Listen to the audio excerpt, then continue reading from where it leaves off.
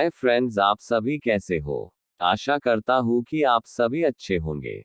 आपका हमारे channel VK जाटोल करंट अफेयर्स क्लासेस में स्वागत है। आज के इस वीडियो में हम 1 अगस्त 2023 के मुख्य करंट अफेयर्स और उनके एक्सप्लेन के बारे में चर्चा करेंगे। प्रश्न नंबर 1, हाल ही में भारत में लापता महिलाओं की सूची में कौन सा राज्य शीर्ष पर रहा है। दोस्तों, आपका सही आंसर महाराष्ट्र होगा। व्याख्या: राष्ट्रीय अपराध रिकॉर्ड ब्यूरो एनसीआरबी के प्रकाशन क्राइम ऑफ इंडिया में प्रकाशित आंकड़ों के अनुसार कुल 3,75,058 महिलाएं और 90,113 लड़कियां हैं 2021 में भारत में लापता हो गईं। 2021 में सबसे अधिक महिलाएं और लड़कियां महाराष्ट्र 56,498 महिलाएं से लापता हुई। इसके बाद मध्य प्रदेश 55,704, पश्चिम बंगाल 50,998 और उड़ीसा 29,582 रहीं। 2019 से 2021 की 3 साल की अवधि में भारत में कुल 10,61,648 महिलाएं और 2,51,430 लड़कियां लापता हो गईं। महाराष्ट्र और मध्य प्रदेश ऐसे दो राज्य थे जहां 2019-2021 के दौरान सबसे अधिक संख्या में महिलाएं और लड़कियां लापता हुई। प्रश्न नंबर 2, हाल ही में भारत का कौन सा राज्य पहला मत्स्य पालन अटल इंक्यूबेशन सेंटर स्थापित करेगा। दोस्तों, आपका सही आंसर केरल राज्य होगा। व्याख्या: Kerala university of fisheries and ocean studies KUFOS को मत्स्य पालन में भारत का पहला अटल इंक्यूबेशन सेंटर स्थापित करने के लिए नीति आयोग से 10 करोड़ रुपए का अनुदान मिला, जो मत्स्य पालन और संबद्ध क्षेत्रों में अनुसंधान, तकनीकी उन्नति और उद्यमिता को बढ़ावा देने के लिए समर्पित होगा। मत्स्य पालन अटल इंक्यूबेशन सेंटर की स्थापना के पीछे प्राथमिक उद्देश्य मत्स्य पालन क्षेत्र के भीतर स्टार्टअप और नवीन पहलों के लिए एक सहायक और उत्साहजनक वातावरण प्रदान करके मत्स्य उद्योग में प्रगति को बढ़ावा देना है। प्रश्न नंबर 3, हाल ही में सरकार ने अटल बीमित व्यक्ति कल्याण योजना को कितने साल के लिए बढ़ाया है। दोस्तों, आपका सही आंसर 2 साल होगा। व्याख्या: ये योजना शुरू में 2018 में पायलट आधार पर शुरू की गई थी, जिसे 2 साल तक चलाने का इरादा था। हालांकि कोविड के प्रकोप और आगामी लॉकडाउन के कारण सरकार ने बेरोजगारी योजना को इसकी प्रारंभिक अवधि से आगे बढ़ा दिया।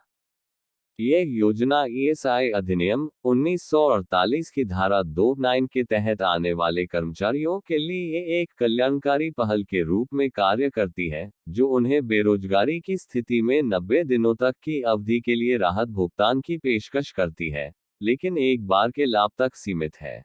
सरकार ने कर्मचारी राज्य बीमा निगम के तहत बेरोजगारी योजना अटल बीमित व्यक्ति कल्याण योजना की अवधि को अतिरिक्त 2 वर्षों के लिए 30 जून 2024 तक बढ़ाने का निर्णय लिया है। प्रश्न नंबर 4, हाल ही में नरेंद्र मोदी ने कहा सेमिकॉन इंडिया 2023 का उद्घाटन किया है। दोस्तों, आपका सही आंसर गुजरात होगा। व्याख्या: प्रधानमंत्री श्री नरेंद्र मोदी ने गुजरात के गांधीनगर में सेमिकॉन इंडिया 2023 का उद्घाटन किया। भारत के सेमीकंडक्टर पारिस्थितिकी तंत्र को उत्प्रेरित करना विषय के साथ सम्मेलन का उद्देश्य भारत की सेमीकंडक्टर रणनीति और नीति को प्रदर्शित करना है, जिसमें देश को सेमीकंडक्टर डिजाइन, विनिर्माण और प्रौद्योगिकी विकास के लिए एक वैश्विक केंद्र के रूप में स्थापित करना है। प्रश्न नंबर 5, हाल ही में राजस्थान में शहरी सेवाओं को बढ़ाने के लिए किसने $200 मिलियन के ऋण समझौते पर हस्ताक्षर किए हैं। दोस्तों, आपका सही आंसर भारत और ADB होगा। व्याख्या: केंद्र सरकार ने मौजूदा राजस्थान माध्यमिक नगर विकास क्षेत्र परियोजना के लिए समर्पित $200 मिलियन के अतिरिक्त ऋण के लिए एक समझौते पर हस्ताक्षर करने के लिए एशियाई विकास बैंक ADB के साथ साझेदारी की है।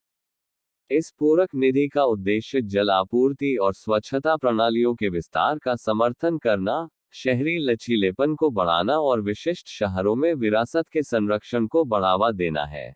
राजस्थान माध्यमिक शहर विकास क्षेत्र परियोजना लगभग 5,70,000 व्यक्तियों के लिए बेहतर जल आपूर्ति सेवाओं तक पहुंच बढ़ाने और कम से कम 14 माध्यमिक शहरों में लगभग 7,20,000 लोगों के लिए बेहतर स्वच्छता सेवाओं तक पहुंच बढ़ाने में राजस्थान सरकार की सहायता के लिए $300 मिलियन की प्रारंभिक पूंजी के साथ 2020 में शुरू की गई थी। प्रश्न नंबर 6, हाल ही में कहा 600 मिलियन वर्ष पुरानी नदी की बूंदें मिली हैं? दोस्तों, आपका सही आंसर हिमालय में होगा। व्याख्या: भारतीय विज्ञान संस्थान IISc और जापान के निगाटा विश्वविद्यालय के वैज्ञानिकों ने हिमालय की चट्टानों में पानी की बूंदें खोजकर एक अभूतपूर्व खोज की है। माना जाता है कि ये पानी की बूंदें एक प्राचीन महासागर से हैं जो लगभग 600 मिलियन वर्ष पहले अस्तित्व में था। वैज्ञानिक मान्यताओं के अनुसार लगभग 700 से 500 मिलियन वर्ष पहले स्नोबॉल अर्थ हिमनदी नामक अवधि में पृथ्वी व्यापक बर्फ की चादरों से ढकी हुई होगी। इस घटना के बाद दूसरी महान ऑक्सीजनेशन घटना घटी, जिसके परिणामस्वरूप पृथ्वी के वायुमंडल में ऑक्सीजन के स्तर में पर्याप्त वृद्धि हुई। ऑक्सीजन में इस वृद्धि ने जटिल जीवन रूपों के विकास में महत्वपूर्ण भूमिका निभाई। प्रश्न नंबर 7, हाल ही में मानव तस्करी के खिलाफ विश्व दिवस कब मनाया गया है? दोस्तों, आपका सही आंसर 30 जुलाई को होगा। व्याख्या: प्रत्येक वर्ष 30 जुलाई को मानव तस्करी के खिलाफ विश्व दिवस मनाया जाता है, जो वार्षिक आयोजन है। इस साल का theme reach every victim of trafficking, leave no one behind सरकारों, कानूनी अधिकारियों, सार्वजनिक सेवाओं और सिविल समाज को यह आह्वान करता है कि वे यह मूल्यांकन करें और सुधार करें ताकि वे रोकथाम को मजबूती दे सकें, पीड़ितों की पहचान और समर्थन कर सकें। मानव तस्करी के खिलाफ विश्व दिवस 2023 के अभियान का उद्देश्य ड्रग्स और अपराध पर नवीनतम संयुक्त राष्ट्र कार्यालय UNODC की व्यक्तियों की तस्करी पर वैश्विक रिपोर्ट द्वारा पहचाने गए परेशान करने वाले घटनाक्रमों और रुझानों के बारे में जागरूकता बढ़ाना है और सरकारों, कानून प्रवर्तन, सार्वजनिक सेवाओं और नागरिक समाज से रोकथाम को मजबूत करने के अपने प्रयासों का आकलन करने और बढ़ाने का आह्वान करना है।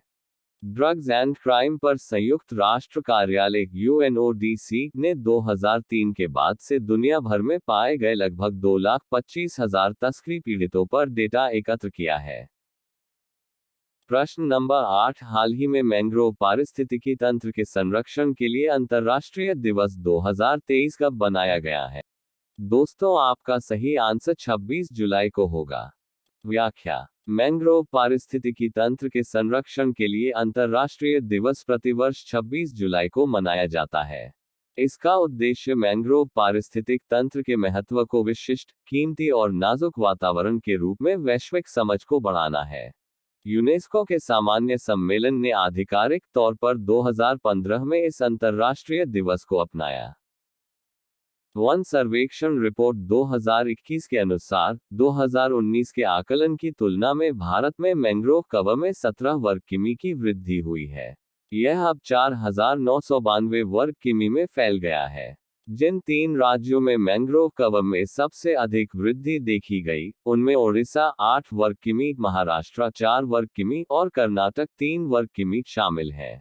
मैंग्रोव वन महत्वपूर्ण पारिस्थितिक महत्व रखते हैं क्योंकि उनकी जटिल जड़ प्रणालियां विभिन्न जीवों के लिए सुरक्षात्मक नर्सरी के रूप में काम करती हैं, उन्हें शिकारियों, अत्यधिक गर्मी और शक्तिशाली ज्वार से बचाती हैं।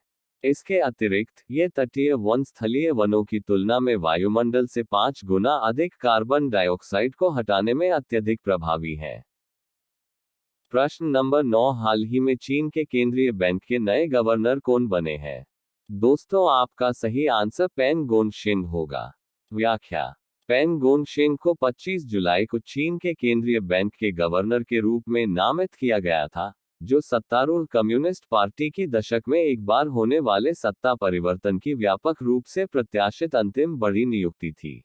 केंद्रीय बैंक के डिप्टी गवर्नर और चीन के सरकारी बैंकिंग उद्योग के अनुभवी पेन ने अमेरिकी प्रशिक्षित अर्थशास्त्री यी गेंग की जगह ली है, जिन्होंने 5 साल तक इस पद को संभाला था। औपचारिक विधायिका। नेशनल पीपल्स कांग्रेस द्वारा पैन की पदोन्नति का समर्थन मार्च में घोषित अन्य कैबिनेट स्तर की नियुक्तियों के बाद किया गया है। पीपल्स बैंक ऑफ चाइना के गवर्नर वित्त हलकों में सबसे प्रमुख चीनी व्यक्ति हैं, लेकिन पद की शक्तियां सीमित हैं। बैंक सत्तारूढ़ कम्युनिस्ट पार्टी द्वारा नियंत्रित है। इस महीने 60 साल के होने जा रहे पेन ने 8 जुलाई को अमेरिका की वित्त मंत्री जैनेट येलेन से मुलाकात की थी और संकेत दिया था कि उन्हें पदोन्नति दी जा रही है। पेन गोनशिंग ने बीजिंग में रेनमिन विश्वविद्यालय से अर्थशास्त्र में पीएचडी अर्जित की और कैम्ब्रिज और हार्वर्ड विश्वविद्यालयों में शोध किया। 2015 में श्री पेन को चीन के विदेशी मुद्रा नियामक का प्रमुख नियुक्त किया गया था, जो आमतौर पर शीर्ष केंद्रीय बैंक की नौकरी के लिए एक कदम था। इससे पहले वह देश के 4 प्रमुख वाणिज्यिक उधारदाताओं में से एक agricultural bank of China limited के उपाध्यक्ष थे। प्रश्न नंबर 10 हाल ही में साओ टॉम और प्रिंसिपे में भारतीय राजदूत के रूप में किसे नियुक्त किया है? दोस्तों, आपका सही आंसर दीपक मिगलानी होगा। व्याख्या। 25 जुलाई 2023 को दीपक मिगलानी को democratic Republic of Sao Tom और प्रिंसिपे में भारत के अगले राजदूत के रूप में नियुक्त किया गया है। मिगलानी वर्तमान में विदेश मंत्रालय में निदेशक के पद पर कार्यरत हैं। भारत और साओ टॉम और प्रिंसिपे के बीच 1975 से मैत्रीपूर्ण संबंध रहे हैं। साओ टॉम और प्रिंसिपे ने 1975 में पुर्तगाल से स्वतंत्रता प्राप्त की। अब ये प्रश्न आप लोगों के लिए। आप सभी लोग इसका आंसर कमेंट बॉक्स में जरूर बताएं। प्रश्न नंबर 11 हाल ही में दुनिया की सबसे बड़ी राष्ट्रीय पुरुष प्रतियोगिता की मेजबानी कौन करेगा? आपके ऑप्शन है ए राजस्थान, बी गुजरात, सी असम, डी गोवा।